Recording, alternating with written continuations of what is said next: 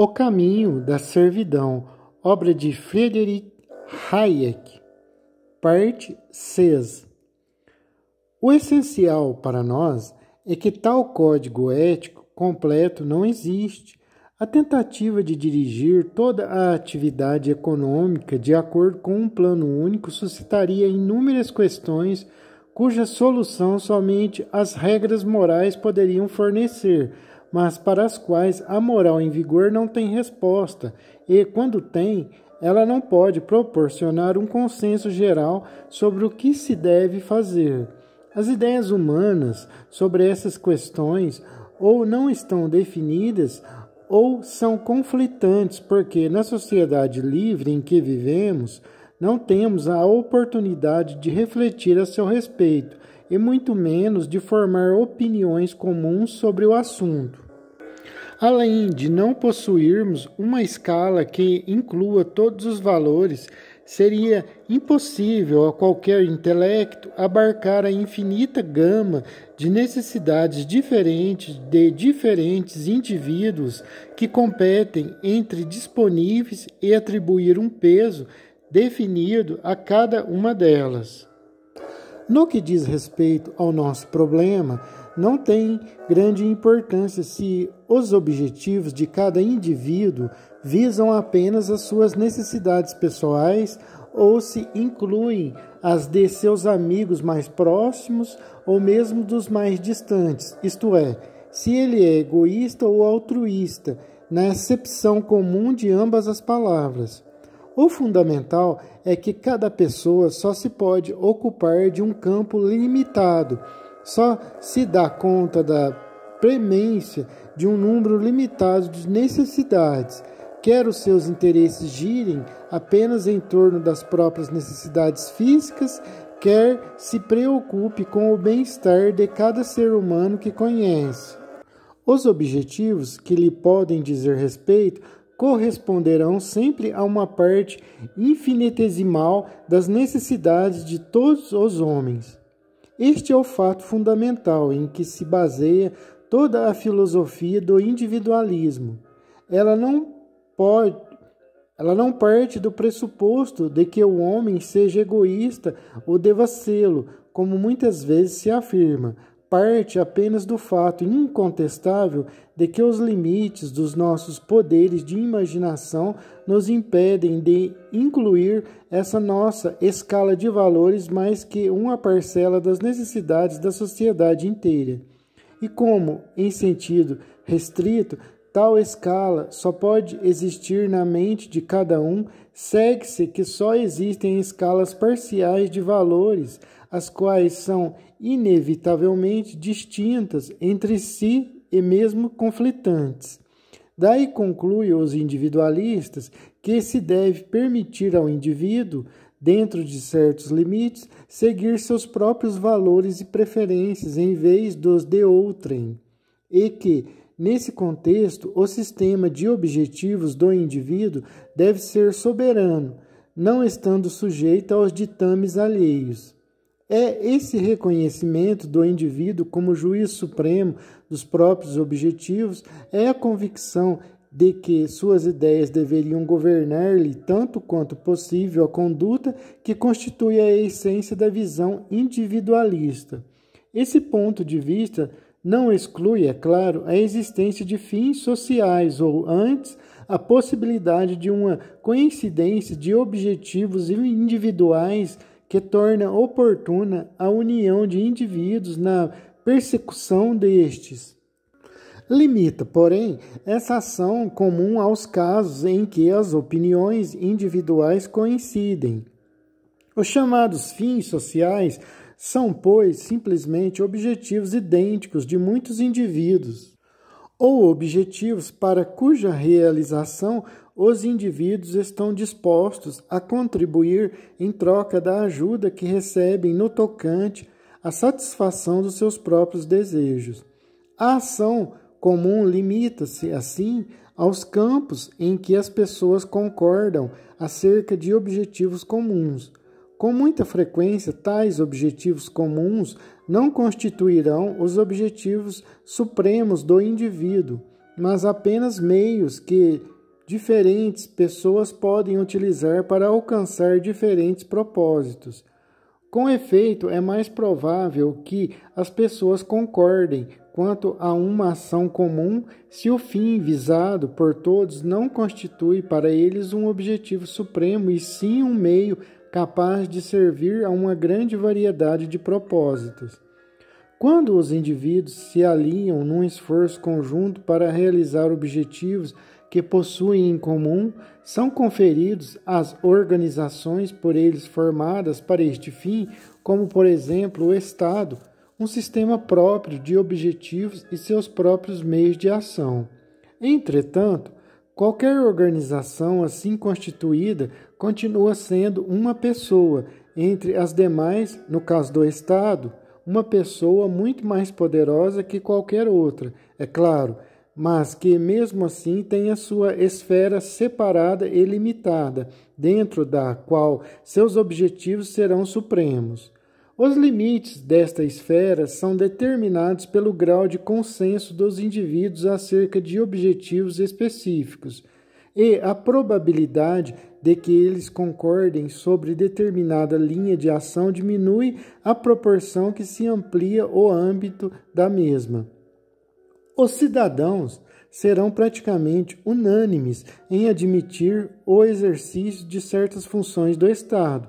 Acerca de outras, poderá existir o acordo de uma maioria considerável, e assim por diante, até alcançarmos esferas em que, embora cada indivíduo possa desejar que o Estado proceda desta ou daquela maneira, as opiniões sobre o que o governo deve fazer serão quase tão numerosas quanto as diferentes pessoas.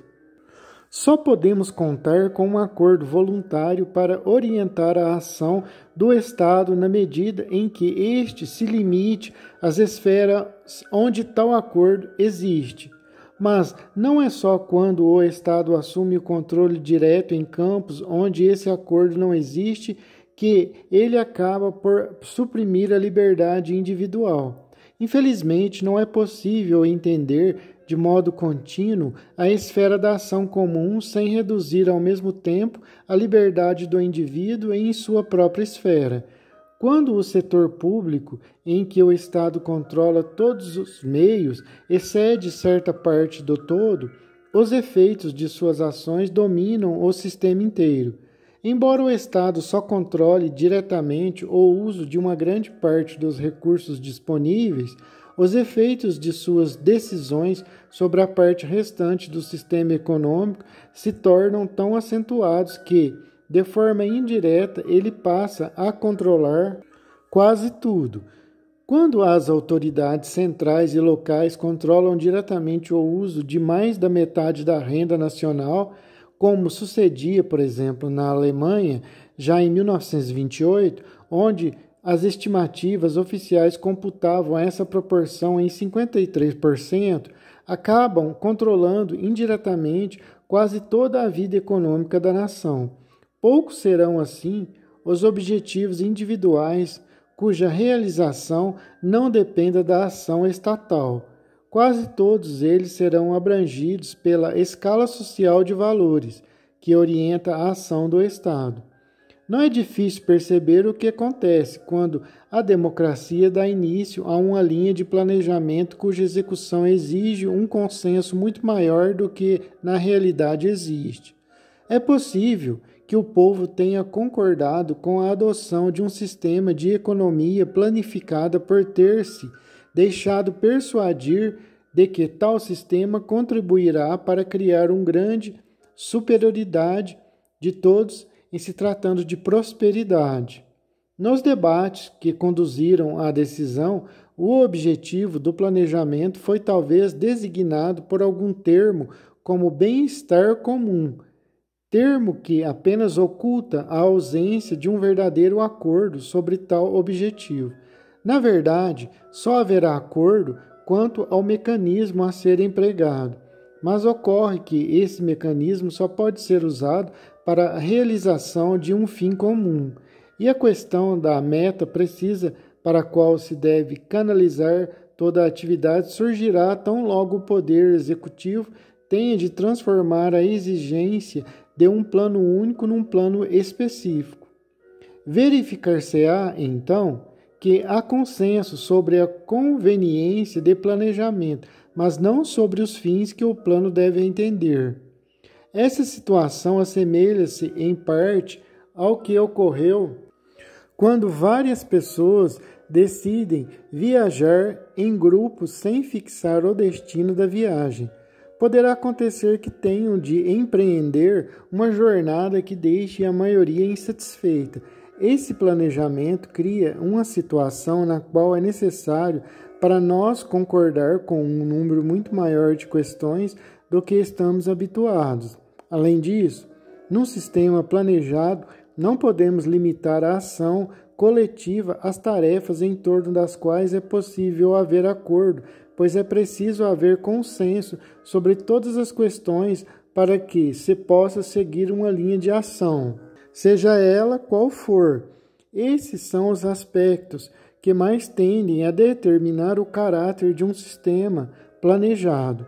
Pode ocorrer que a vontade unânime do povo exija que o parlamento apresente um plano econômico abrangente, mas que nem o povo nem seus representantes cheguem a um acordo a respeito de qualquer plano específico. A incapacidade das assembleias democráticas de pôr em prática o que parece um evidente mandato do povo ocasionará inevitável descontentamento com as instituições democráticas.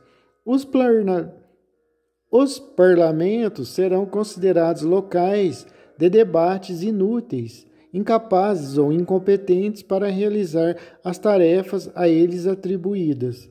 Cresce a convicção de que, para realizar um planejamento eficaz, a gestão econômica deve ser afastada da área política e confiada às especialistas, aos funcionários permanentes ou organismos autônomos e independentes.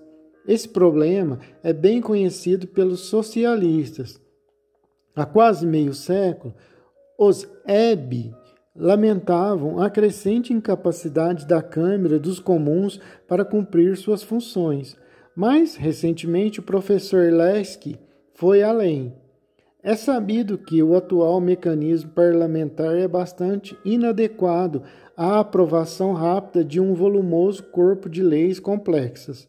O governo, na verdade, basicamente admitiu isto ao implementar suas medidas econômicas e tarifárias, não por meio de debate pormenorizado na Câmara dos Comuns, mas por um sistema generalizado de delegação da função legislativa. Um governo trabalhista, presumo eu, ampliaria esse precedente, limitando a Câmara dos Comuns a duas funções que ela de fato é capaz de desempenhar: a exposição das queixas e o debate dos princípios gerais subjacentes às suas medidas. Suas leis assumiram a feição de fórmulas gerais, conferindo amplos poderes aos órgãos governamentais competentes. E esses poderes seriam exercidos por decretos reais que, se assim se desejasse, poderiam ser derrubados na Câmara por meio de um voto de confiança. A necessidade e o valor da delegação da função legislativa foram há pouco reafirmados com vigor pela Comissão do Nogue-Mori, e sua aplicação mais ampla é inevitável para que o processo de socialização não seja frustrado por métodos de obstrução sancionados pelas normas parlamentares em vigor. A fim de tornar bem claro que um governo socialista não deve deixar de tolher em demasia pelos processos democráticos, no fim do mesmo artigo, o professor Lasky perguntava se, num período de transição para o socialismo, um governo trabalhista pode arriscar-se a ver seus programas subvertidos como resultado das próximas eleições gerais. É formulada a pergunta, deixou-a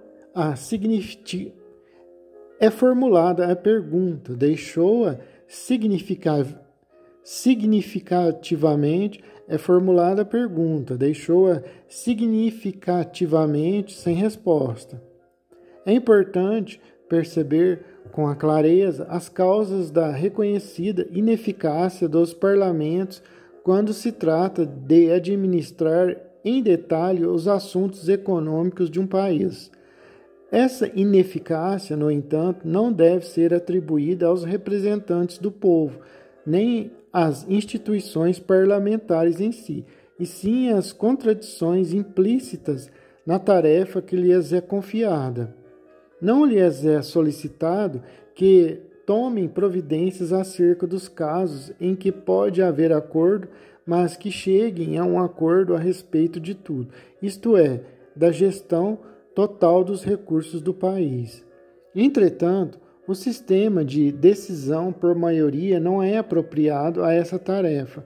É possível recorrer às maiorias quando se escolhe entre alternativas limitadas, mas acreditar que possa haver opinião majoritária sobre todas as coisas não é uma atitude racional.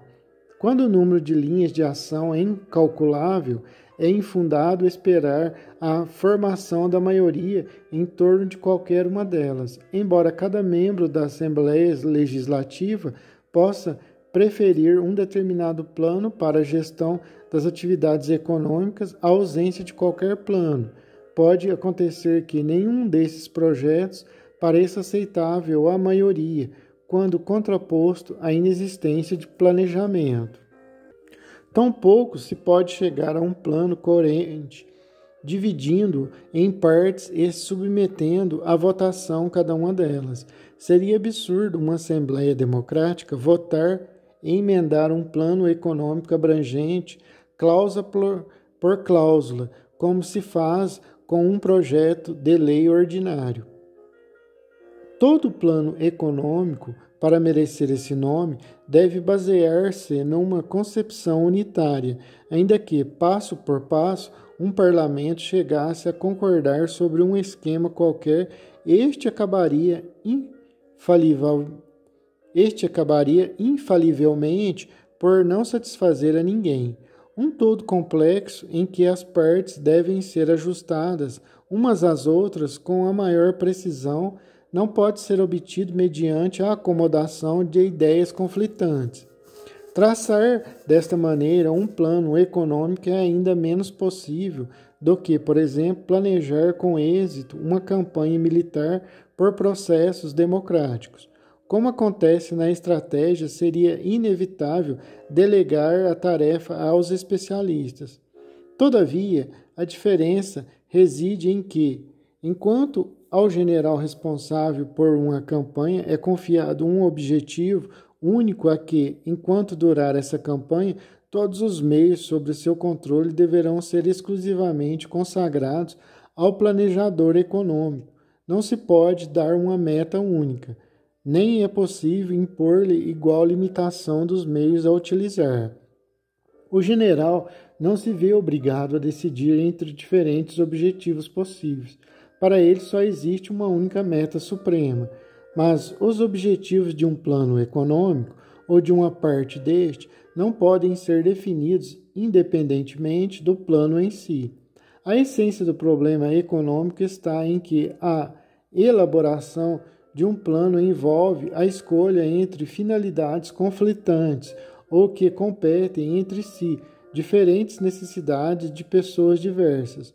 Mas só aqueles que conhecem todos os fatos saberão quais são os objetivos que realmente conflitam e quais os que terão de ser sacrificados em benefício de outros. Em suma, entre que alternativas é preciso escolher. É apenas eles, os especialistas, estão em condições de decidir qual dos diferentes objetivos terá de ser prioritário. É inevitável, assim, que eles imponham a sua escala de preferência à comunidade para a qual planejam. Nem sempre tal fato é percebido com clareza. Em geral, procura-se justificar a delegação de poderes pelo caráter técnico da tarefa. Mas isso não significa que se deleguem poderes apenas nos casos que envolvem detalhes técnicos, ou mesmo que a dificuldade decorra da incapacidade de os parlamentos compreenderem tais detalhes. As alterações da estrutura do direito civil não são menos técnicas, nem em todas as suas implicações. Contudo, ninguém sugeriu até hoje que a legislação nessa área seja delegada a um conjunto de especialistas. O fato é que nessas esferas a legislação não vai além de normas gerais em torno das quais se pode chegar a um verdadeiro acordo da maioria. Ao passo que, na gestão das atividades econômicas, os interesses a serem conciliados são tão divergentes que há pouquíssima probabilidade de se obter um verdadeiro acordo em qualquer assembleia democrática. Deve-se entender, no entanto, que não é a delegação de poderes em si que é tão condenável. Combatê-la equivale a combater um sintoma e não a causa, e como ela talvez seja resultado de outras causas, isso enfraquece toda a argumentação. Desde que se delegue apenas o poder de estabelecer normas gerais, é bastante justificável que tais normas sejam formuladas pela autoridade local e não pela autoridade central. O aspecto condenável no caso é que se recorre com frequência à delegação porque o assunto não pode ser regulado por meio de normas gerais, mas apenas pelo poder discricionário da decisão de casos particulares. Delegação significa aí conferir a uma autoridade o poder de tomar legalmente decisões que, para todos os efeitos, são arbitrárias, o que, na linguagem corrente, seria julgar o caso segundo seus próprios méritos. A delegação de determinadas tarefas técnicas a organismos autônomos, embora fato frequente, não é, contudo, senão o primeiro passo no processo pelo qual uma democracia, ao adotar o planejamento progressivamente, a delegação de determinadas tarefas técnicas a organismos autônomos, embora fato frequente, não é, contudo, senão o primeiro passo ao processo pelo qual uma democracia, ao adotar o planejamento, progressivamente abre mão de seus poderes. O recurso à delegação não pode, na verdade, afastar as causas que tornam todos os defensores do planejamento abrangente tão intolerantes com a impotência da democracia.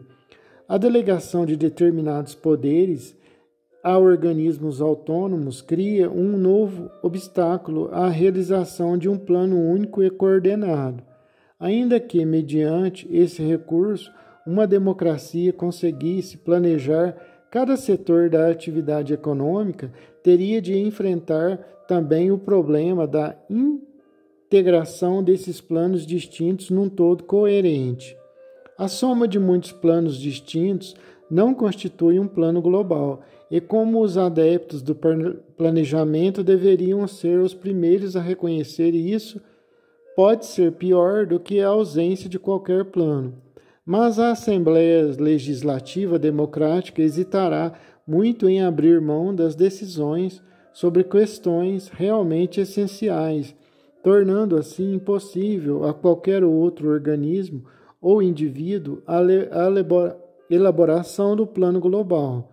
No entanto, a concordância quanto à necessidade do planejamento, juntamente com a incapacidade das assembleias democráticas de apresentarem um plano, suscitará pressões cada vez maiores no sentido de que se conceda ao governo ou algum indivíduo poderes para agir sobre sua própria responsabilidade. Aumenta cada vez mais a convicção de que, se quisermos resultados, devemos libertar as autoridades responsáveis dos grilhões representados pelas normas democráticas. O clamor por um ditador econômico é um estágio característico da tendência ao planejamento já familiar neste país. Há vários anos, um dos mais agudos observadores estrangeiros da Inglaterra Ailey Waller observou que se fizéssemos uma montagem fotográfica reunindo Lord Stanley Peirce, Sir Oswald Mosley e Sir Stamford Cripps, creio que descobriríamos neles um traço comum. Estariam todos dizendo: vivemos no caos econômico e não conseguiremos superá-lo, senão por meio de alguma forma de liderança ditatorial. Muito tem aumentado, de então para cá, o número de homens públicos influentes cuja inclusão não alteraria sensivelmente as características dessa montagem fotográfica. Na Alemanha, mesmo antes de Hitler subir ao poder, o avanço nesse sentido já havia sido bem maior. É importante recordar que muito antes de 1933, a Alemanha alcançara um estágio em que não lhe restava senão ser governada de forma ditatorial. Ninguém duvidava, então, de que a democracia entrara em colapso, ao menos por certo tempo, e de que democratas sinceros como Brüning eram tão incapazes de governar democraticamente como eram Schleicher ou Pepin. Hitler não precisou destruir a democracia, limitou-se a tirar proveito da sua decadência, e o momento crítico conseguiu o apoio de muitos, que, embora o detestassem, consideraram-no o único homem bastante forte para pôr as coisas em marcha. Os defensores do planejamento tentam, em geral, fazer-nos aceitar essa evolução dos acontecimentos, alegando que, enquanto a democracia mantiver o controle supremo, os princípios essenciais não serão afetados. Assim, Karl Manning escreve: o único aspecto em que uma sociedade planejada difere da sociedade do século passado consiste no fato de, naquela, um número cada vez maior de esferas da vida social e, por fim, todas elas fica sujeita ao controle do Estado. Mas, se alguns desses controles podem ser restringidos pela soberania parlamentar, também é possível fazer com que muitos o sejam. Num Estado democrático, a soberania pode ser infinitamente fortalecida por poderes plenos em que, com isso, se renuncie ao controle democrático. Esta ideia não leva em conta uma distinção de vital importância. O parlamento pode, é claro, controlar a execução de tarefas às quais possa imprimir uma orientação definida, sobre cujo objetivo tenha concordado antecipadamente e em que se limite a delegação à execução dos detalhes. Mas a situação é de todo diversa quando os pobres são delegados. Mas a situação é de todo diversa quando os... Está apagada a palavra aqui. Mas a situação é de todo diversa quando os poderes são delegados, porque não existe verdadeiro acordo sobre as finalidades. Quando o órgão encarregado do planejamento tem de escolher entre finalidades de cujos pontos conflitantes o parlamento nem sequer está informado, e quando a única solução é apresentar-lhe um plano que tem de ser aceito ou rejeitado como um todo, é possível que haja e provavelmente haverá críticas, mas como não haverá maioria que possa provar um plano alternativo e como as partes criticadas podem quase sempre ser apresentadas como partes essenciais do conjunto, essas críticas serão bastante ineficazes. O debate parlamentar pode ser preservado como válvula de segurança útil e mais ainda como meio apropriado para a divulgação das respostas oficiais às queixas formuladas. Pode mesmo impedir alguns abusos flagrantes e insistir com êxito para que determinadas falhas sejam sanadas. No entanto, o parlamento não pode gerir. Na melhor das hipóteses, será reduzido a escolher as pessoas que devem ser investidas de poderes quase absolutos. Todo o sistema tenderá àquela ditadura plebiscitária em que o chefe do governo tem sua posição periodicamente confirmada pelo voto popular, mas em que ele detém todos os poderes para garantir que a eleição produza o resultado desejado. A democracia exige que as possibilidades de controle conscientes restringam aos campos em que existe verdadeiro acordo e que em certos campos se confie no acaso. Até este é o seu preço, mas numa sociedade cujo funcionamento está subordinado ao planejamento central, não se pode fazer com que esse controle dependa da possibilidade de um acordo de maioria. Muitas vezes será necessário impor ao povo a vontade de uma pequena minoria, porque esta constitui o grupo mais numeroso capaz de chegar a um acordo sobre a questão em debate. E só funcionou enquanto isso foi possível. O grande mérito da doutrina liberal é ter reduzido a gama de questões que dependem de consenso a proporções adequadas a uma sociedade de homens livres. Muitos dizem no atual momento que a democracia não tolerará o capitalismo. Se na acepção dessas pessoas, capitalismo significa um sistema de concorrência baseado no direito de dispor livremente da propriedade privada, é muito mais importante compreender que só no âmbito de tal sistema a democracia se torna possível. No momento em que for dominada por uma doutrina coletivista, a democracia destruirá a si mesma, inevitavelmente. Não temos, contudo, a intenção de converter a democracia em fetiche. Talvez seja verdade que nossa geração fale e pense demais em democracia e muito pouco nos valores a que ela serve. Não se pode dizer da democracia o que Lord Acton, com razão, disse da liberdade, que ela não é um meio para a consecução de um objetivo político superior. Ela própria é o supremo objetivo político. Ela não se faz necessária em virtude de uma administração pública. Visa antes a assegurar a busca dos mais altos objetivos da sociedade civil e da vida privada. A democracia é, em essência, um meio, um instrumento utilitário para salvaguardar a paz interna e a liberdade individual. E, como tal, não é de modo algum perfeita ou infalível.